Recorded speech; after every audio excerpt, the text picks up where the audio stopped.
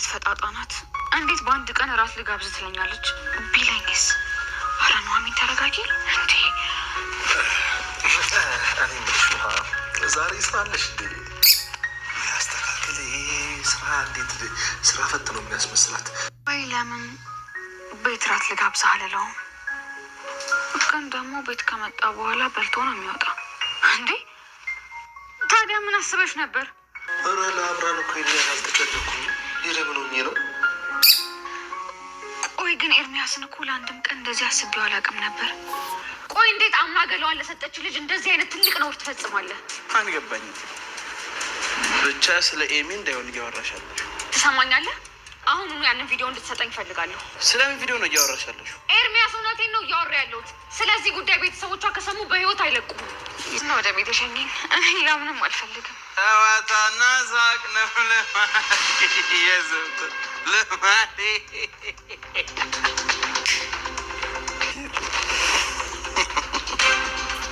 ባሌን ምን አባልታ ኤርሚያስና ናሆም ከኑሐሚንና ናሆም ራት ግብዣ ላይ ተገናኙ። ኤርሚያስ በስካር እየተወላገደ ምን ልሰራ ደግሞ መጣህ ቢል ምን አባ ካገባህ እያለ ሲወላገር ነበር። ይሄን ያዩት ኑሐሚንና ናሆር በድንጋጤ ያዩት ነበረ። እነሱ በፍቅራቸው የራት ግብዣን ዘና ፈታ እያሉ፣ እሱ ግን ሳይታሰብ መጣባቸው። ያ ሊበተን የነበረ ቤተሰብ አሁን ላይ በደስታና በፍቅር እየዋሉበት ይገኛሉ። አቶ ለይኩንም እስከ ዛሬው ጭንቀቱ ብቻውን ክላስ ራሱን ለማጥፋት ብዙ ነገር ያደረገው የህሊና ጸጸት የሆነበት ሁልጊዜ አእምሮ ረፍት ያጣው አቶ ለይኩን አሁን ላይ ግን ደስ እያለው መጥቷል። ሁሉም ነገር በደስታ ካሁን በኋላ የአምራንም ነገር ለኔ ተዩ፣ ከእንግዲህ በኋላ እኔ ነኝ ሁሉንም ነገር መፈጸም ያለብኝ ይላታል ወይዘሮ ዝኑም እንዴት አርገህ እኔ ይሄንን እዚህ ካደረስክ እኔ ለኔ ተው ስትለው፣ በፍጹም ይሄን የያዝነውን ቴክኖሎጂ ከተጠቀምንበት ብዙ ነገር ማድረግ እንችላለን ሲላት ነበር አቶ ለይኩን። ኑሐሚንና ናሆድ በፍቅር ውድቅ ብለው እኔ ራት ልጋብዝህ ወይ እራት ልጋብዝሽ እያሉ ትሬኒንግ እያደረጉ ሁለታቸውም በልምምር ላይ በስልካቸው ፈራሁት እንዴ ኑሐሚን ተረጋጊ እያለ እራሷም ግቢ ስታጸዳ ፍቅር ይዞኛል ስትል አቶ ተሰማ ከኋላዋ መጠት ሲል በድንጋጤ ምንድን ነው ቢላትም እሷም ግን ሁሉንም ነገር ልትነግረው ወዳለች።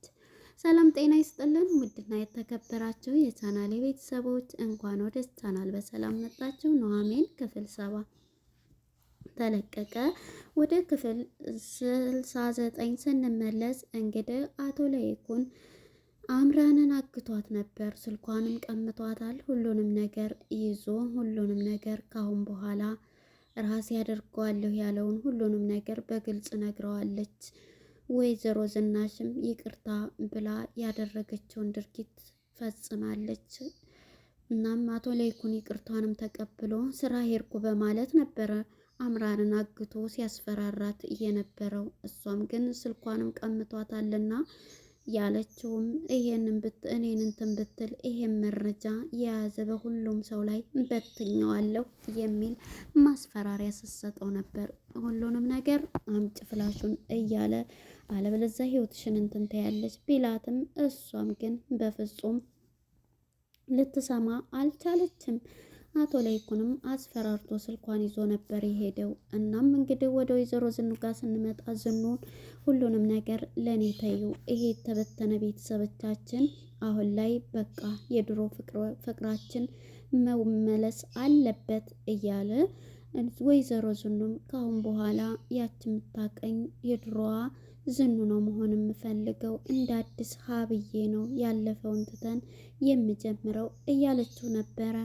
እሱም እሺ በማለት ሁሉንም ነገር በደስታ ተቃቅፈው የኑሐሚንን ስራ ተዩ፣ ሁሉንም ነገር እኔ አግቻታለሁ። አንተ እኮ ሰው ማገግ ቀርቶ በጣም የምትጨነቅ ነህ እንዴት ስትለው፣ አንዳንዴ ነገሮች ያስገድዱኛል። እኔ ራሴው ባረኩት ነገር ራሴን እንትን እላለሁ እንጂ ማንም ሰው መጥቶ ቤቴን ሲረብሸውና ሲዘልፍ ማየት አልፈልግም ሲሉ ነበር አቶ ለይኩን ማለት ነው።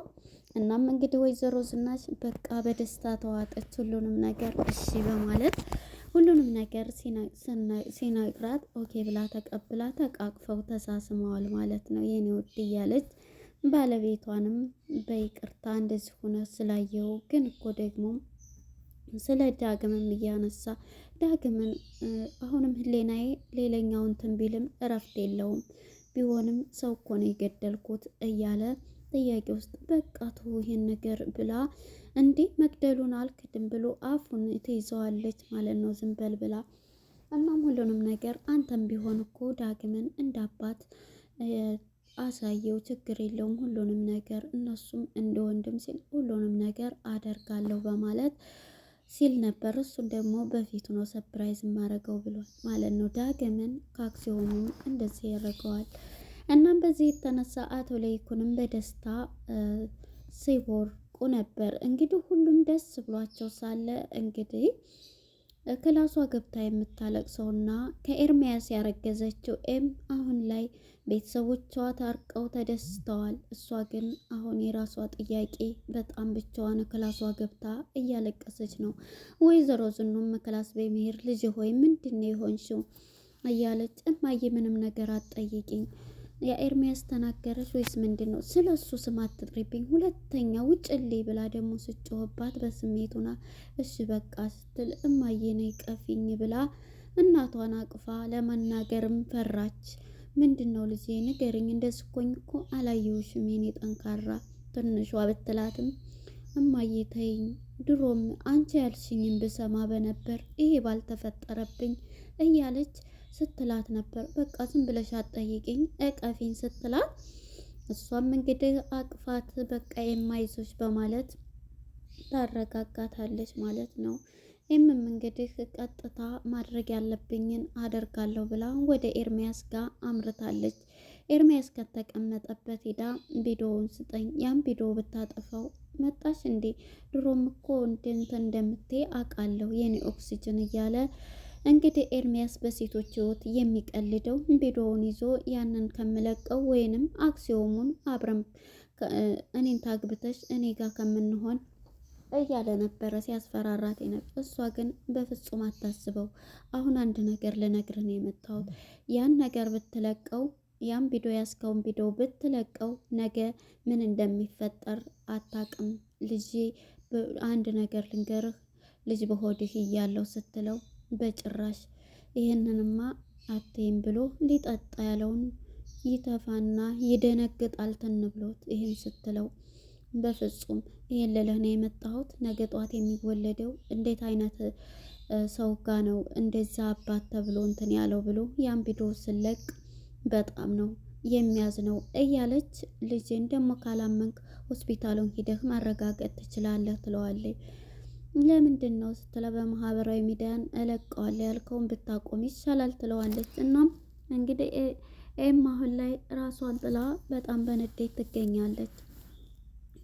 እንዴት ብሎ ሁሉንም ነገር ስትነግረው እውነቱን ነው የምነግርህ ሀብት ፍለጋ ሳይሆን ልጅ በሆዴ ይዣለሁ ስትለው እየቀለድሽ መሆን አለበት እርጉዝ ነኝ ስትለው ሂደህ ሆስፒታል ማረጋገጥ ስትለው አላመንም። እናም ይሄን ስትለው ወይኔ ጉዴ አሁን በቃ ስልክ መስመር መቀየር አለብኝ እያለ በጥያቄ ውስጥ ይገኛል። አላመናትም። እየቀለድኩ ነው በይኝ እያለ ነበር። እውነቱን እየነገርኩ ነው ቪዲዮውን እንዳለቀው ነው ይሄንን ሲስተም ያመጣሽው ቢላት ሄደህ ሞክር ብላ ተነስታው ትሄዳለች ትታው ማለት ነው። እሱም እንግዲህ ይሄንን ሲሰማ በድንጋጤ ነበር እንትን ያለው። ወደ ኑሐሚንና ናሆም ስንሄድ እንግዲህ ናሆምም አሁን ላይ ሁለቱም በፍቅር እያሰኛቸው ነው። እሱም ቢሮ ሆኖ ስለ እሷ ነው ስልክ ልደውልና ኑሐሚን እራት ልጋብዝሽ እንዴት ነሽ ልበላት እያለ ሊሞክረው እያለ ይመልስና ራሱን ትሬኒንግ እያደረገ እየተለማመደ ይገኛል። እንግዲህ ከድንገት ይሄን እያለም አባቱ አቶ ለይኩን ከቢሮ ይመጣል። ከቢሮ የመጣ ጊዜ እንግዲህ እያወራው ነበርና በቀልድ እንዴት ነህ ስራው እንዴት ሄደ እያለ ሁሉንም ነገር ሁላችንም በየራሳችን ስራ ተጠምደን እኮ ስራውን ብዙም እንትን አላልነውም ደግሞ ይሄም ሆኖ ደህና ነው እያለ ነበረ። እናም አባትየው እንግዲህ ከድንገት ጠፋች እያለ ኤርሚያስ ለአምራን ይደውል ነበር። ስልኩ እንግዲህ አቶ ለይኩን ላይ ነው።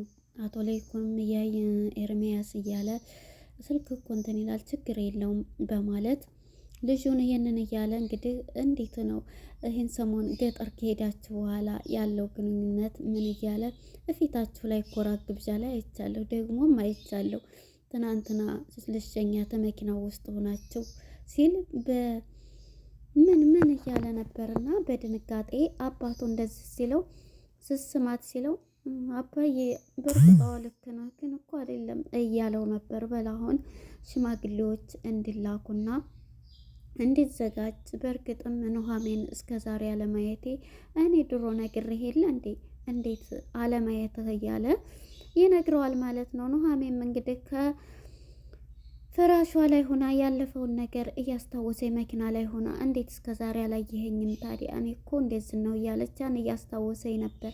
እናም ስልኳን አሁን ግብዣ ራት ልጋብዝህ፣ ኧረ ኑሐሚን እዚህ ቤት ቢመጣ ደግሞም እኮ በልቶ ነው የሚሄደው እያለ እንዴ እና ታዲያ ኑሐሚን ምን ልታደርግ ነው እያለች ራሷን በጥያቄ ራሷ እየጠየቀች ነበረ።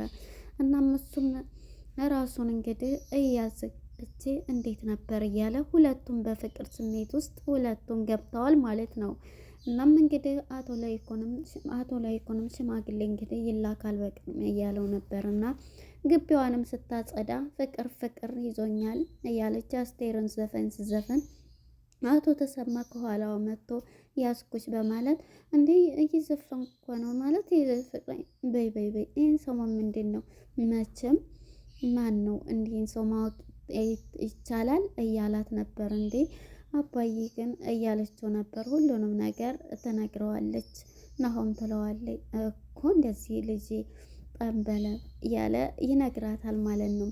እናም እንግዲህ አቶ ለይኩንም ወደ አቶ ተሰማ ቤት ሲመጣ አቶ ተሰማ ሶስቱም ቁጭ ብለው እያወሩ በደስታ ነበርና በቃ እኔ ቡና ላፍላላችሁ እያለች ነበረ ኑሐሚን ስትል የነበረችው። ሁለቱም እያወሩ እንግዲህ ኑሐሚንና ኑሐም ደግሞ አሁን እየሰራሁ ነው ስልክሽን ስሞክረው ቢዚ ሆነ እያለ ነበርና ርዕስ በሳቸው እየተሞካከሩ ነበር። እናም ይሄን እያሉ ሳለ እንግዲህ የራት ግብዣውም አባትና ሁለቱም አባቶች ካሁኑ በቃ ሽማግሌ ልከን በቃ እንግዲህ ሰርጋችንን ማድረግ ነው። እንዳንተ ቤተሰብ ድሮም የተመኘሁት ነበረ አሁንም ተሳካልኝ እያሉ አቶ ለይኩንም አቶ ተሰማም ደስ ብሏቸዋል። ከአንተ ቤተሰብ ጋር ይሄን ማግኘት ያንተ ወዳጅነት እያለ አቶ ተሰማም በጣም ደስ ይላቸዋል ማለት ነው። ሁለቱም ኑሐሚንና ናሆም እንግዲህ የራት ግብዣ ልብሷን ለብሳ የት ልትሄጂ ነው? አካሄድሽ ግን የራት ግብዣ ልብስ ነው የለበሽው። ኧረ አይደለም ስራ ላግዘው ነው ናሆም ብላ ቀይ ሳትን ስትል በይ ደግሞ እንደፈለግሽ አምሽተሽ ነው ይላታል ማለት ነው። አቶ ተሰማ እንደ አባዬ አውቃለሁኛው ተቃራኒ መሆኑ ነው እመጣለሁኝ ደግሞ አላመሽም ብላ እንግዲህ ራት ግብዣው በተን ብለው ሄደው ናሆምና ኑሐሚን እያወሩ ፍቅራቸውን ደስ በሚል ምሽት እያሳለፉ እንግዲህ ጠጭ ወይንሽን እያለ ሰከርክ መሰልክ ሰከርሽ በቃ አይደገምም ካሁን በኋላ እንጠጣለን ሲል ካሁን በኋላ ከተጋባን በኋላ የምመጠጥም የለ እያለች ማምሽቶ መግባት በፍጹም የለም እያለችው ነበር። እንግዲህ ወደ ኤርሚ ጋር ስንመጣ ኤርሚ ሰክሮ እየተወላገደ ወደ እነሱ ሲመጣ ነበር። እነሱን በማየት ግን ወደዚህ ከመምጣቴ በፊት ሂዳ ኑሐሚን ኤርሚን አስጠንቅቀዋለች። አንተ ምንድነው ያደረካት ብላ በጥፊ መታዋለች። ምን ነው እንዴት እንትን አልሽ በማለት ቀናሽ እንዴ እያላት እናም ኑሐሚን ይሄንን ብላ ትታው ትሄዳለች። እንግዲህ ወደ ራት ግብዣው ስንሄድ ሰክሮ ኤርሚ እዛ ቦታ ላይ ያገኛቸዋል። እየተወላገደ መጥቶ ሲቀመጥ ምን ፈልገህ መጣ ምን አገባህ እያለው ሲወላገር ሊመታቱ እዛ ላይ ነበር ያለቀው። ለነበረን ቆይታ አመሰግናለሁ።